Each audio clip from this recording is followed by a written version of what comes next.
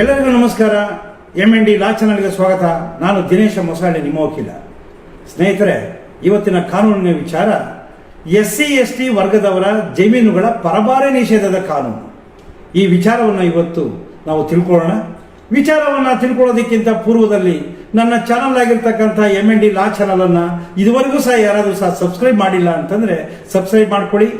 ಅದೇ ರೀತಿಯಲ್ಲಿ ಮುಂದೆ ಬರ್ತಕ್ಕಂಥ ನನ್ನ ವಿಡಿಯೋಗಳನ್ನು ತಮ್ಮನ್ನು ತಲುಪೋದಿಕ್ಕೆ ಅವಕಾಶ ಮಾಡಿಕೊಡಿ ಅಂತ ಕೇಳ್ಕೊಳ್ತಾ ನಾನು ಇವತ್ತಿನ ಕಾನೂನಿನ ವಿಚಾರವನ್ನು ಪ್ರಾರಂಭ ಮಾಡ್ತಾ ಇದ್ದೇನೆ. ಕರ್ನಾಟಕ ಅನುಸೂಚಿತ ಜಾತಿಗಳು ಹಾಗೂ ಅನುಸೂಚಿತ ಬುಡಕಟ್ಟುಗಳ ಕೆಲವು ಭೂಮಿಗಳ ವರ್ಗಾವಣೆ ನಿಷೇಧ ಅಧಿನಿಯಮ 1978.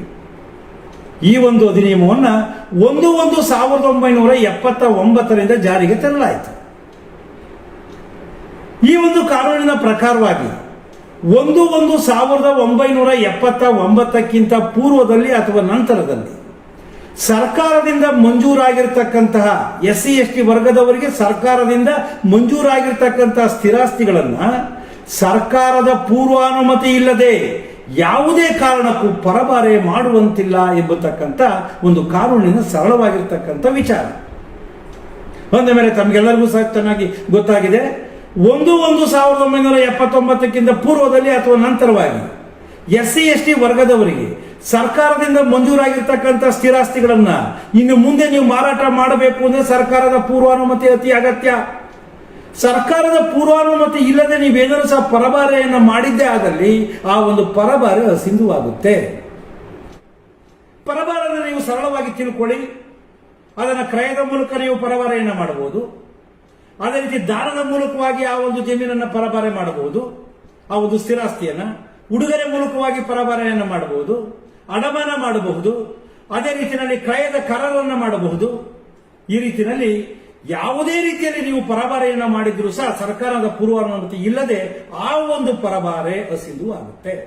ಆದರೆ ಈ ಒಂದು ಕಾನೂನು ಬ್ಯಾಂಕುಗಳಿಗೆ ಅಡಮಾನ ಮಾಡುವ ವಿಚಾರಕ್ಕೆ ಸಂಬಂಧಪಟ್ಟಂತೆ SC/ST ವರ್ಗದವರಿಗೆ ಮಂಜೂರಾಗಿರ್ತಕ್ಕಂಥ ಭೂಮಿಯನ್ನ ಬ್ಯಾಂಕುಗಳಿಗೆ ಅಡಮಾನ ಮಾಡಿ ಸಾಲವನ್ನು ಪಡೆದಿರ್ತಕ್ಕಂಥ ಒಂದು ಸಂದರ್ಭದಲ್ಲಿ ಈ ಒಂದು ಕಾನೂನು ಅನ್ವಯ ಆಗೋದಿಲ್ಲ.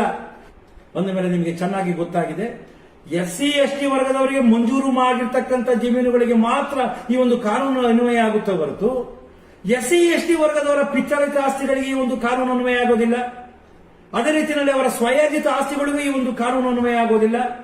ಸ್ವಯಾರ್ಜಿತ ಆಸ್ತಿಗಳನ್ನ, ಪಿತ್ರಾರ್ಜಿತ ಆಸ್ತಿಗಳನ್ನ ಬೇರೆ ವರ್ಗದ ರೀತಿಯಲ್ಲಿ ಅವರು ಯಾರಿಗೆ ಬೇಕಾದರೂ ಸಹ ಅದನ್ನ ಪರಭಾರೆಯನ್ನ ಮಾಡಬಹುದಾಗಿದೆ.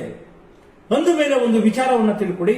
ಈ ಕಾನೂನು ಯಾರಿಗೆ ಅನ್ವಯ ಆಗೋದಿಲ್ಲ ಅಂದ್ರೆ 1/1/1979 ಪೂರ್ವದಲ್ಲಿ SC/ST ವರ್ಗದವರಿಗೆ ಸರ್ಕಾರದಿಂದ ಒಂದು ಸ್ಥಿರಾಸ್ತಿ ಮಂಜೂರಾಗಿದೆ.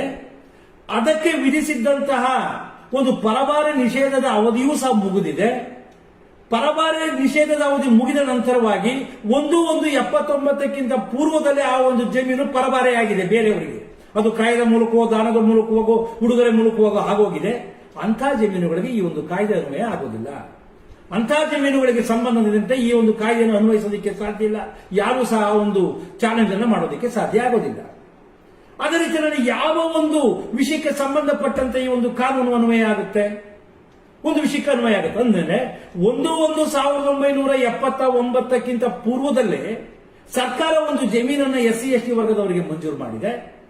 ನಿಷೇಧದ ಅವಧಿಯೂ ಸಹ 1/1/79 ಪೂರ್ವದಲ್ಲೇ ಅದು ಮುಗಿದು ಹೋಗಿದೆ.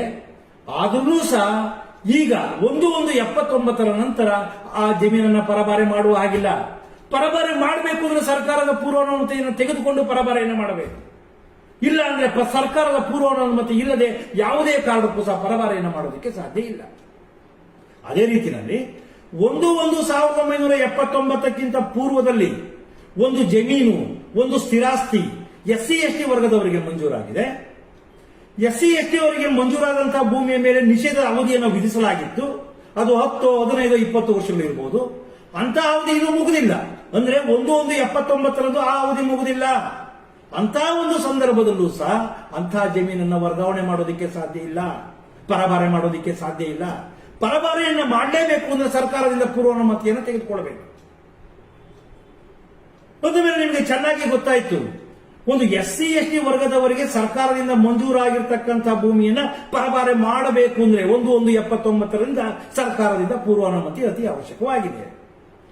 ಒಂದು ಪಕ್ಷ ಪೂರ್ವಾನುಮತಿಯನ್ನ ಪಡೆಯದೆ ಯಾವುದಾದ್ರೂ ಸಹ ಒಂದು ಜಮೀನು ಪರಭಾರೆಯಾಗಿದ್ರೆ ಮೂಲ ಮಂಜೂರಿದಾರ ಯಾರ ಹೆಸರಿಗೆ ಆ ಒಂದು ಜಮೀನು ಮಂಜೂರಾಗಿತ್ತು SC ST ವರ್ಗದವರಿಗೆ ಅಥವಾ ಅವನ ವಾರಸುದಾರರು ಎಸಿರವರಿಗೆ ದೂರನ್ನು ನೀಡಬಹುದು. ಎಸಿರವರು ದೂರನ್ನು ಪರಿಗಣಿಸಿ ಆ ಒಂದು ಪರಭಾರೆಯನ್ನು ನಿಷೇಧವನ್ನು ಮಾಡಬಹುದಾಗಿದೆ. ಪರಭಾರೆಯನ್ನು ನಿಷೇಧ ಮಾಡಿ ಆದೇಶವನ್ನು ಮಾಡಬಹುದಾಗಿದೆ. ಅಂತಹ ಒಂದು ಸಂದರ್ಭದಲ್ಲಿ ಆ ಒಂದು ಆದೇಶವನ್ನ ಡಿಸಿ ಅವರ ಹತ್ರ ಅಪೀಲನ್ನು ಸಲ್ಲಿಸುವುದರ ಮೂಲಕವಾಗಿ ಆ ಒಂದು ಆರ್ಡರ್ ಅನ್ನ ಅಂದ್ರೆ ಎಸಿರವರ ಆದೇಶವನ್ನ ನಾವು ಪ್ರಶ್ನೆ ಮಾಡಬಹುದಾಗಿದೆ. ಡಿಸಿರವರ ಆದೇಶ ಅಂತಿಮವಾಗಿರುತ್ತೆ. ಡಿಸಿರವರ ಆದೇಶದ ಮೇಲೆ ಯಾವುದೇ ರೀತಿಯಾದಂತಹ ಒಂದು ಅಪೀಲು ಸಹ ಅವಕಾಶವಿಲ್ಲ. ಆದರೆ ಕಾನೂನಲ್ಲಿ ಡಿಸಿರವರ ಆದೇಶದ ಮೇಲೆ ಉಚ್ಚ ನ್ಯಾಯಾಲಯದಲ್ಲಿ ರಿಟ್ ಪಿಟಿಷನ್ ಅನ್ನು ಫೈಲ್ ಮಾಡೋದಕ್ಕೆ ಅವಕಾಶವನ್ನು ಮಾಡಿಕೊಳ್ಳಲಾಗಿದೆ. SC ST ವರ್ಗದವರಿಗೆ ಮಂಜೂರಾಗಿರ್ತಕ್ಕಂಥ ಭೂಮಿಯನ್ನು ಯಾವ ಮಾರ್ಗದ ಮೂಲಕವಾಗಿ ನಾವು ಅದನ್ನು ಪರಭಾರೆ ಮಾಡಬಹುದು ಅಂದ್ರೆ ಇರ್ತಕ್ಕಂಥದ್ದು ಒಂದೇ ಒಂದು ಮಾರ್ಗ, ಅದು ದಾನದ ಮೂಲಕವಾಗಿ. ಅದು ಸಹ ಅವರ ವಂಶಸ್ಥರು ಮಾತ್ರ, ಅವರ ವಾರಸುದಾರರು ಮಾತ್ರ, ಅವರ ದಾಯಾದಿಗಳಿಗೆ ಮಾತ್ರವಾಗಿ ಮೂಲ ಮಂಜೂರಿದಾರ ಆ ಒಂದು ಜಮೀನನ್ನ ದಾನವನ್ನ ಮಾಡಬಹುದಾಗಿದೆ. ಅದನ್ನ ಬಿಟ್ರೆ ಸರ್ಕಾರದ ಪೂರ್ವಾನುಮತಿ ಇಲ್ಲದೆ ಯಾವುದೇ ಕಾರಣಕ್ಕೂ ಸಹ ಜಮೀನನ್ನ ಪರಭಾರೆ ಮಾಡೋದಕ್ಕೆ ಸಾಧ್ಯ ಇಲ್ಲ. ಆದ್ರೆ ಈ ಒಂದು ನಿಷೇಧ ಇರತಕ್ಕಂಥದ್ದು ಕೇವಲ ಸರ್ಕಾರದಿಂದ ಮಂಜೂರಾಗಿರ್ತಕ್ಕಂತಹ ಒಂದು ಸ್ಥಿರಾಸ್ತಿಗೆ ಮಾತ್ರ ಸಂಬಂಧಪಟ್ಟಿರ್ತಕ್ಕಂಥದ್ದು.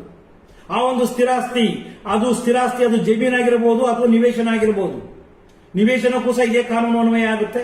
ಆದ್ರಿಂದಾಗಿ ಯಾರು ಯಾವುದೇ ಕಾರಣಕ್ಕೂ ಸಹ ಈ ಒಂದು ಅವಧಿಯನ್ನು ಚೆನ್ನಾಗಿ ನೆನಪಿಟ್ಕೊಂಡಿರಬೇಕು. 1/1/79 ಅದರ ನಂತರ ಅಥವಾ ಪೂರ್ವದಲ್ಲಿ ಯಾವುದೇ SC ST ಗಳಿಗೆ ಸರ್ಕಾರದ ಜಮೀನು ಏನಾದರೂ ಸಹ ಶಾಂಕ್ಷನ್ ಆಗಿದ್ರೆ ಅಂತಹ ಜಮೀನುಗಳನ್ನ ಖರೀದಿ ಮಾಡೋದಕ್ಕೆ ಮುಂದಾಗಬಾರದು. ಖರೀದಿ ಮಾಡಲೇಬೇಕು ಅಂತಿದ್ರೆ ಸರ್ಕಾರದ ಪೂರ್ವಾನುಮತಿ ಅತಿ ಅವಶ್ಯಕವಾಗಿರುತ್ತೆ. ಆದ್ರಿಂದ ಸ್ನೇಹಿತರೆ, ಇಂತಹ ಒಂದು SC ST ಜಮೀನುಗಳನ್ನ ನೀವು ಖರೀದಿ ಮಾಡತಕ್ಕಂಥ ಒಂದು ಪ್ರಯತ್ನವನ್ನ ಮಾಡತಕ್ಕಂಥದ್ದು ಪ್ರಯತ್ನವಾಗುತ್ತೆ. ಮಾಡಲೇಬೇಕು ಅಂತಿದ್ರೆ ಸರ್ಕಾರದ ಪೂರ್ವಾನುಮತಿಯನ್ನ ಪಡ್ಕೊಂಡು ನೀವು ಆ ಒಂದು ಜಮೀನನ್ನ ಖರೀದಿ ಮಾಡಿ ಅಂತ ಹೇಳ್ತಾ ನನ್ನ ಈ ಒಂದು ವಿಚಾರವನ್ನ ಮುಗಿಸ್ತಾ ಇದ್ದೇನೆ. ಇದುವರೆಗೂ ಸಹ ಈ ಒಂದು ನನ್ನ ಚಾನೆಲ್ ಅನ್ನ ಯಾರಾದ್ರೂ ಸಹ ಸಬ್ಸ್ಕ್ರೈಬ್ ಮಾಡಿಲ್ಲ ಅಂದ್ರೆ ಮಾಡ್ಕೊಳ್ಳಿ. ನಾಡಿನ ಕಾನೂನನ್ನ ನಾಡಿನ ಜನರಿಗೆ ಸರಳವಾಗಿ ಅರ್ಥೈಸತಕ್ಕಂಥದ್ದೇ ನಮ್ಮ ಒಂದು ಚಾನೆಲ್ನ ಮುಖ್ಯವಾಗಿರ್ತಕ್ಕಂಥ ಉದ್ದೇಶವಾಗಿದೆ ಅಂತ ಹೇಳ್ತಾ ಈ ನನ್ನ ವಿಡಿಯೋನ ಮುಗಿಸ್ತಾ ಇದ್ದೇನೆ. ಜೈ ಹಿಂದ್, ಜೈ ಕರ್ನಾಟಕ.